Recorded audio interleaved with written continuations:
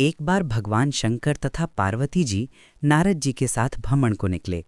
चलते चलते वे चैत्र शुक्ल तृतीया के दिन एक गांव में पहुंच गए। उनके आगमन का समाचार सुनकर गांव की श्रेष्ठ कुलीन स्त्रियां उनके स्वागत के लिए स्वादिष्ट भोजन बनाने लगीं।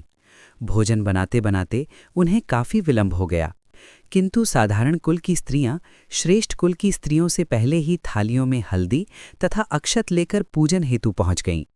पार्वती जी ने उनके पूजा भाव को स्वीकार करके सारा सुहाग रस उन पर छिड़क दिया। वे अटल सुहाग प्राप्ति का वरदान पाकर लौटीं। तत्पश्चात उच्च कुल की स्त्रियां अनेक प्रकार के पकवान लेके गौरी जी और शंकर जी की पूजा करने पहुंचीं। सोने चांदी से निर्मित उनकी थालियों में विभिन्न प्रकार के पदार्थ थे। उन स्त्रियों को देखकर भगवान शंकर ने पार्वती जी से कहा, तुमने सारा सुहागरस तो साधारण कुल की स्त्रियों को ही दे दिया, अब इन्हें क्या दोगी? पार्वती जी ने उत्तर दिया, प्राणनाथ, आप इसकी चिंता मत कीजिए। उन स्त्रियों को मैंने केवल ऊपरी पदार्थों से बना रस दिया है, इसलिए उनका रस धोती से रहेगा, परंतु मैं इन उच्च कुल की स्त्रियों को अपनी उंगली चीरकर अपने रक्त का सुहागरस दूंगे। यह सुहागरस जिसके भाग्य में पड़ेगा वह तन मन से मुझ जैसी सौभाग्यवती हो जाएगी। जब स्त्रियों ने पूजन समाप्त कर दिया, तब पार्वती जी ने अपनी उंगली चीरकर उन पर छिड़क दी। जिस पर जैसा छींटा पड़ा उसने वैसा ही सुहाग पा लिया। तत्पश्चात भगवान शिव की आज्ञा से पार्वती जी ने नदी तट पर स्नान किया और बालू की शिव मूर्ति बनाकर पूजन करने लगीं। पूजन के बाद बालू के पकवान बनाकर शिवजी को भोग लगाया। प्रदक्षिणा करके नदी तट की मिट्टी से माथे पर तिलक लगाकर 2 कण बालू का भोग लगाया। इतना सब करते करते पार्वती को काफी समय लग गया। काफी देर बाद जब वे लौट कर आईं तो महादेव जी ने उनसे देर से आने का कारण पूछा। उत्तर में पार्वती जी ने झूठ ही कह दिया कि वहां मेरे भाई भावज आदि मायके वाले मिल गए थे, उन्हीं से बातें करने में देर हो गई। परंतु महादेव तो महादेव ही थे, वे कुछ और ही लीला रचना चाहते थे। अतः उन्होंने पूछा, पार्वती, तुमने नदी के तट पर पूजन करके किस चीज का भोग लगाया था और स्वयं कौन सा प्रसाद खाया था?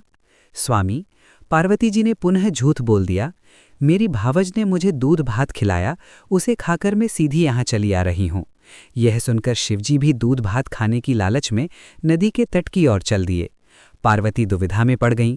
तब उन्होंने मौन भाव से भगवान भोले शंकर का ही ध्यान किया और प्रार्थना की, हे भगवान, यदि मैं आपकी अनन्य दासी हूँ तो आप इस समय मेरी लाज रखिए।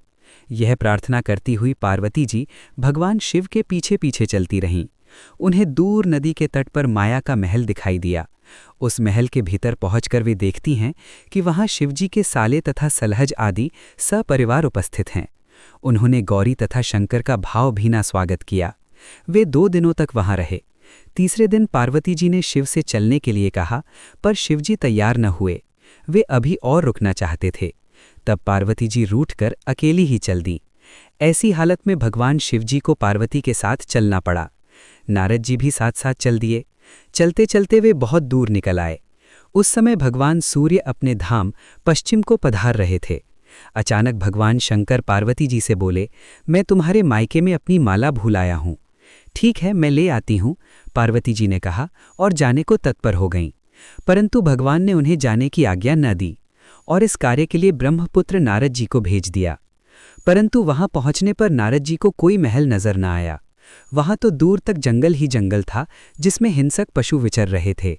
नारद जी वहां भटकने लगे और सोचने लगे कि कहीं वे गलत स्थान पर तो नहीं आ गए हैं।